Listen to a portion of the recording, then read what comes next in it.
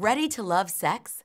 I'm Jamye Waxman, and it's time to talk about dildos, dongs, and strap-on sex.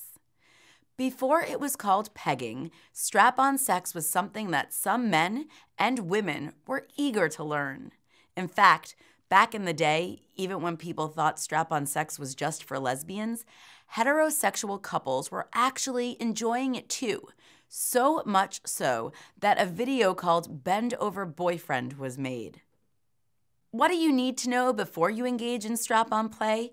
For starters, if she's doing it to him, it's called pegging. He can do it to her too, and it can be a hot way to experiment with double penetration, or for guys with erection issues, a strap-on is another way to pleasure your partner. What you need is proper equipment. This includes a dildo or a dong, a harness, and some lube.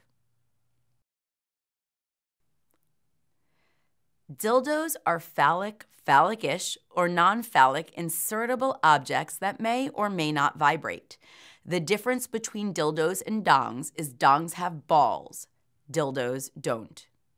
When it comes to choosing a dildo or dong, here are a few things to think about. How realistic do you want it to look? Do you and your partner want to be penetrated at the same time? Are you going to use it for vaginal sex, anal sex, or both? Material is important too, and you can check out our video on various materials to find out more. But if you want my quick opinion, silicone is always a great way to go. Some dildos, like the Fieldo, are designed to be worn by the person doing the penetrating too.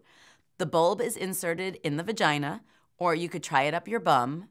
Apparently that can work, and then he can use it for double penetration.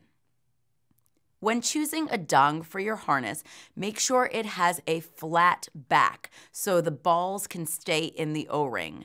This also allows for the best possible foundation for the thruster, or the person doing the pegging. There are all sorts of harnesses out there, including ones for the thighs, the chin, and the wrist, but the most common are harnesses around the waist. One of the easiest ways to get your harness and dildo on is to grab a kit, like the newcomer's strap-on kit. When it comes to buying a harness, you want to look at comfort and style. Look at material, at size. Is it adjustable? And does the harness close with buckles or D-rings? A harness with D-rings can be easier to adjust while you're wearing it, but it all comes down to personal preference. Some harnesses have interchangeable O-rings too, so that more than one size dildo or dong can fit in them. Some harnesses have one strap, others have two. One strap means you're wearing it like a G-string in between the butt cheeks. Some people really enjoy that sensation. Two-strap harnesses are worn more like jock straps, and that gives you access to the butt, the vulva, or anything else you want to grope or fondle. You want to make sure the harness fits and that if you're using a dong, that it can accommodate the balls. Some harnesses also have room for a vibrator up top. When it comes to materials, while lots of harnesses are made out of leather, there are also harnesses made out of nylon, vinyl, rubber, and other vegan-friendly materials.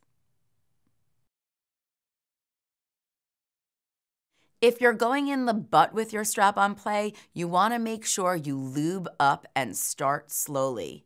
Breathe. Relax the muscles and then proceed further. Communication is the key to enjoyable strap-on sex, especially when it comes to anal play. If you are a beginner to pegging, you can prepare the butt with a smaller dildo or butt plug. Use lots of lube. A thick lube is always best, and another option is Intimate Organics Anal Relaxing Spray.